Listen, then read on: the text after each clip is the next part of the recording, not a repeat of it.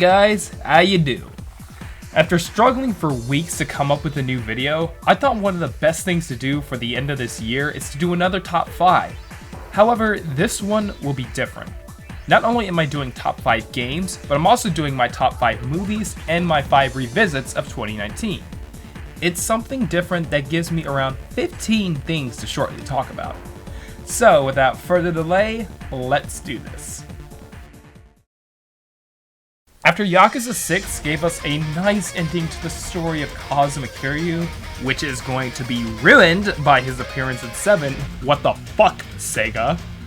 Last year, Ryuga Gotoku Studios gave us Judgement, a spin-off of the series that tells a really great story about the adventures of Detective Yagami.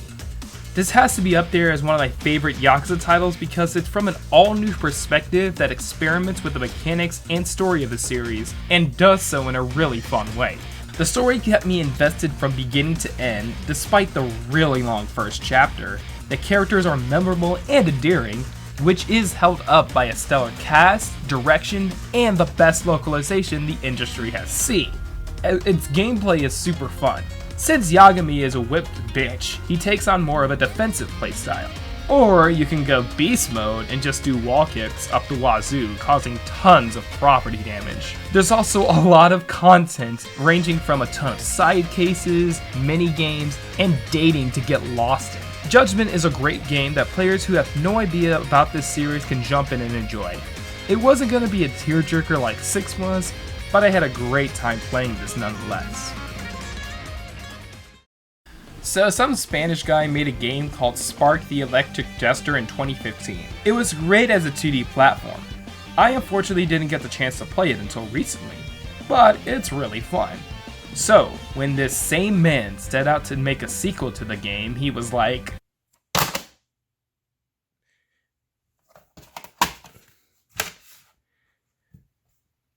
fuck it.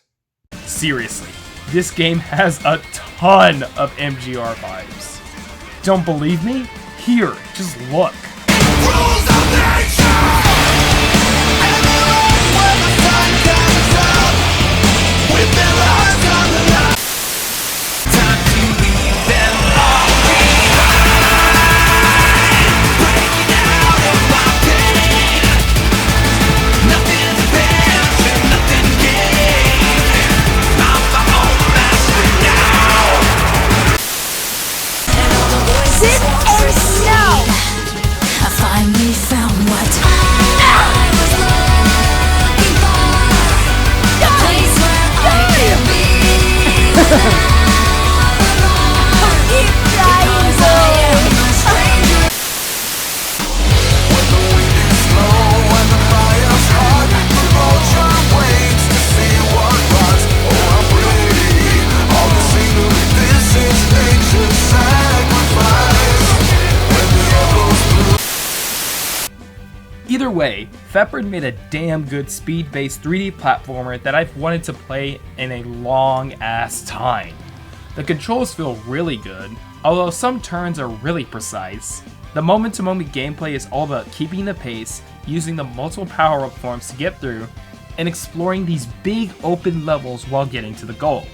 There's a ton of replay value with new modes unlocked after you beat the game, to the fun you'll have exploring these levels. The story is nice for Spark fans, but I was here for the gameplay, and Spark 2 doesn't disappoint. If you love the adventure style of Sonic games, really give this one a try. The amount of polish found in the Resident Evil 2 remake has made me realize that this is what next-gen gaming should feel like. Capcom was a little late to the party, but what they brought with the RE engine is just wow. They made the game look grotesque that even I was shocked at some of the things pulled off. It helps that the game itself is actually scary and super addicting too. It incentivizes getting through unharmed, thinking through puzzles on the fly, and getting out as fast as possible.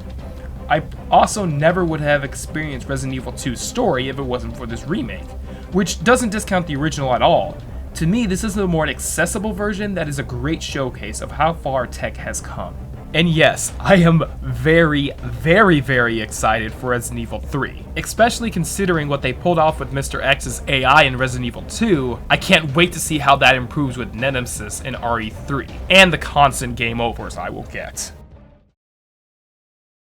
So, Suda got off his ass and directed a game. And it's a fucking masterpiece. Travis Strikes Again doesn't have the best gameplay of the games on this list, but I will argue that it's challenging and offers a lot of variety in movesets. To me, it stuck out this year because of how deep and personal the game itself all felt to me as a Grasshopper and Suda 51 connoisseur. Grasshopper's previous title, Let It Die, didn't appeal to me, but seeing Travis make one of the most unique and strangest comebacks in gaming, it was only something that Suda and his team can offer. This commemorative title wouldn't appeal to a lot of people, but I really enjoyed playing it. And it's great to see that Suda still has it in himself to keep making games, just like Mikami told him to. And also, since No More Heroes 3 is going to tie into the events of Travis Strikes Again, yeah, I can possibly argue that this is the real No More Heroes 2. You saw this coming. No game could ever reach the hype that I got for Devil May Cry 5. I even got off my ass and made a video about it when it came out a month later. It was everything I wanted from a new Devil May Cry and then some. I don't even need to tell you how good it is. I put together 20 minutes of that shit months ago. So if you don't know how good it is to fucking play, go play it yourself.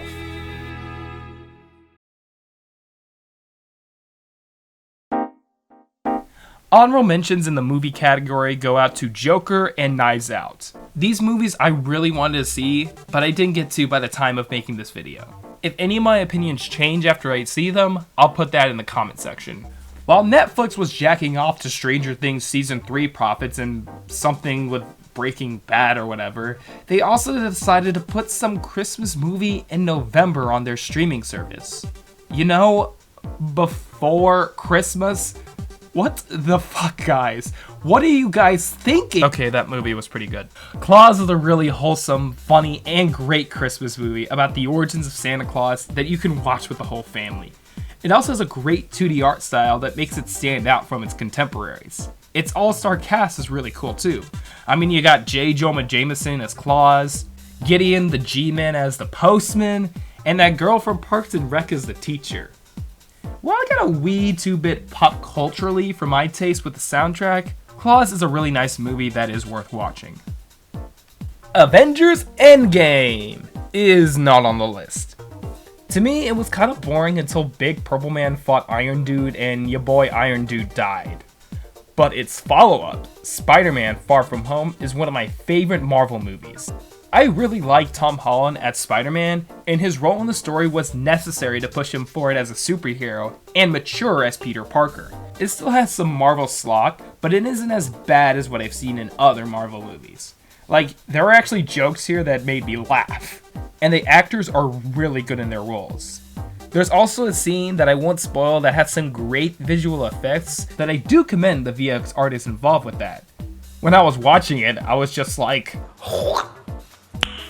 nice. I found it leagues better than Homecoming because it's bogged down by Tony Stark. But Far From Home uses his death as a stepping stone to boost Parker as a hero and make him realize to be the hero we as an audience wants to see him as. Far From Home was a great epilogue to that big blockbuster movie that I will remember more fondly because of how well done it was. But I also just love the hell out of Spider-Man. Man. Spider-Verse is a better movie though. And let me set the stage for you. This movie is about a kid who gets superpowers. And once he gets them, he has to learn the lesson of, with great power comes great responsibility. Except, this superhero skipped over the Uncle Ben death scene, and you get Shazam! Despite that, Shazam handled its plots and character beats very maturely, but it's still an all-around fun movie. It has the feeling of a Sam Raimi Spider-Man movie, and it's not afraid to have a great story with a funny cast of child actors. And Zachary Levi gives probably one of my favorite performances as Shazam because god, this dude is funny. DC has been making a resurgence this year in their movies, and while I haven't seen Joker yet, this was one that stands out that I think a lot of people would enjoy. I'd like to purchase some of your finest beer, please. Hey, it's a fighting bad guys.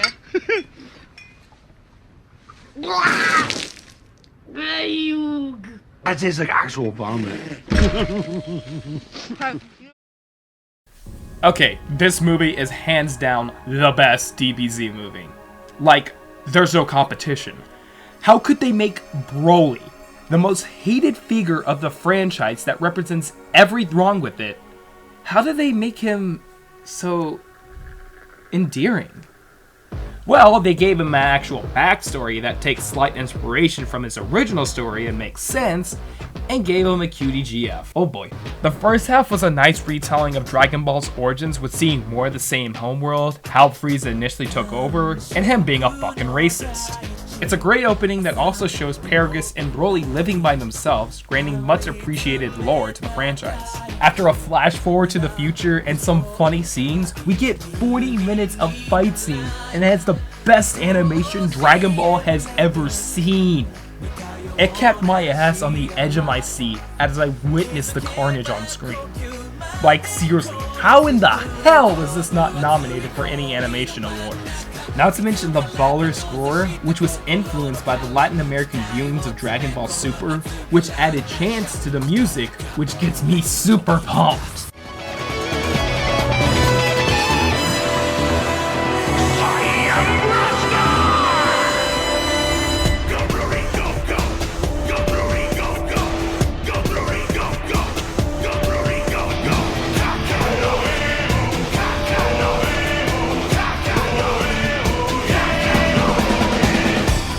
Dragon Ball Super Broly is a must-watch for all DBZ fans, and anime fans in general. It showcases the worst parts of the franchise, and turns them into a great positive of the series because of how epic it is. For those new to Dragon Ball, this is the most accessible movie, so I also say give it a watch if you're interested. And my number one movie of 2019 will have to go to Star Wars: The Rise of Skywalker. The less you know about this movie, the better. It is a Korean movie, so yes, you will have to read subtitles, but there are a lot of deep themes in this movie that are interesting to dissect and discuss. My coworker recommended me to watch this, and the next day we had a very nice discussion about it. This movie comes to digital storefronts this week, so you should check it out. I'm sorry I don't have much to say about it, but like I said, the less you know, the better.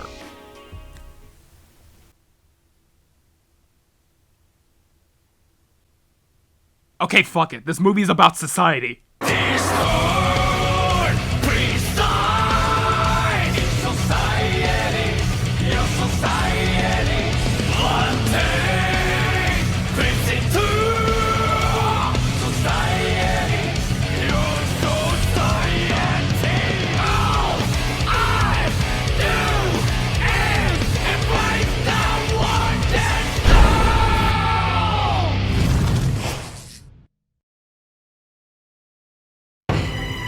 Suda 51's first entrance into the Western market is still a chilling experience.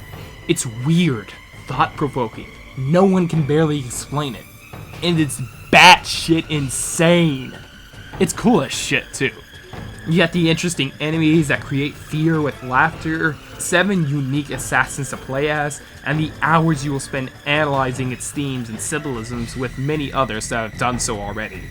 Shameless plug to Genry if you want to watch some Suda 51 videos. He makes good shit, and honestly, he's the reason I've been playing a lot more of Grasshopper's titles. With a new PC port out for over a year now, you don't have an excuse to experience Suda's weird-ass satire on Western conflicts that have aged very well, considering modern events. But yeah, just like Parasite, the less you know about it, the better you'll enjoy it. Every time I think I'm out, they pull me back in. Monster Hunter World Iceborn is a well-done expansion that adds a ton of content to an already content-rich game. I spent tons of hours on World, and I love that I can spend even more fighting new and returning monsters, playing around with new mechanics, and most importantly, hunting with my best online friend. Also, this update adds the Grand Meowster shift. If this doesn't convince you to play this expansion, I don't know what will.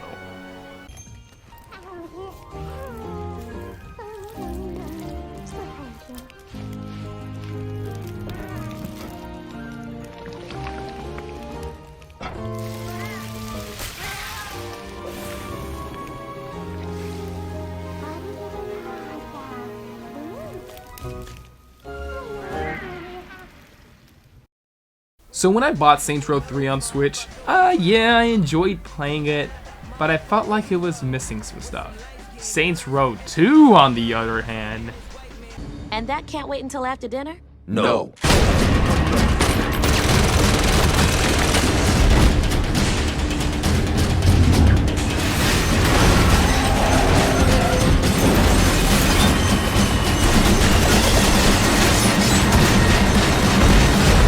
There's so much stuff to do in this game. There's so many fun side missions. The story takes itself seriously in the right way.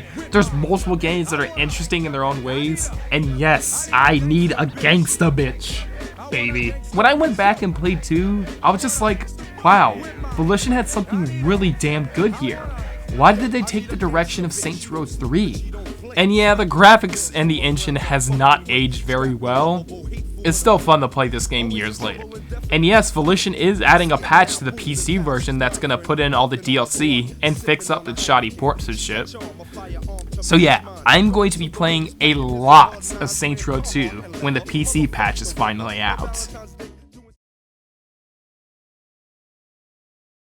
I did a video on the recent full body version, but to reiterate, Katherine is a really addicting puzzle game that has an intriguing story that got even better with full body's new elements. I still get stumped on these levels, and I love the challenges that Babel gives me. I love this game to death to its parts. You can check out my video on it for expanded thoughts, but it's been almost a decade since this came out. Play it already! And Freedom Planet. The very first game I reviewed on my channel. I played it again thanks to Limited Run, and hot damn, all the memories are coming back. It's such a solid platformer that it's easy to pick up and play over and over again. When I first played it, I kept doing that, and when I was playing this again, I kept doing that again. I have tons of nostalgia for this game somehow, and I want to talk about it more. My first video on this game has aged poorly and really undermines how great of a game it actually is. I love the characters, story, gameplay, soundtracks, aesthetics, sprite animations, you name it. It's a masterpiece that I need to praise a lot more. While we never got the other DLC, I'm really excited to see what Freedom Planet 2 brings. Hopefully if it comes out this year, because it looks to be even better than I thought was possible. Freedom Planet was a game I was so happy to play again because it reminded me of how good it actually is, and I'm glad to reward Freedom Planet my game of the decade. Without it, I wouldn't have started to make videos, discussions, been more outgoing, and meet people who actually make the things I like. Thank you, Freedom Planet, not only for the fun SL game, but for the ride you took me on. Hey guys, thank you so much for watching this video. Just a quick update, I will be at PAX South this Friday from the 17th through the 19th here in San Antonio. Come and say hello if you're in the area, and yeah, I will be doing my first cosplay. I have a lot of ideas planned for videos I want to get done this year, and some stuff for Hog and Hyena too. I'm thankful for everyone's patience because these videos and content are a lot of work, especially when you have a full-time job, but I still enjoy doing videos. Thank you again for watching, and I hope to see you in the next video. Peace.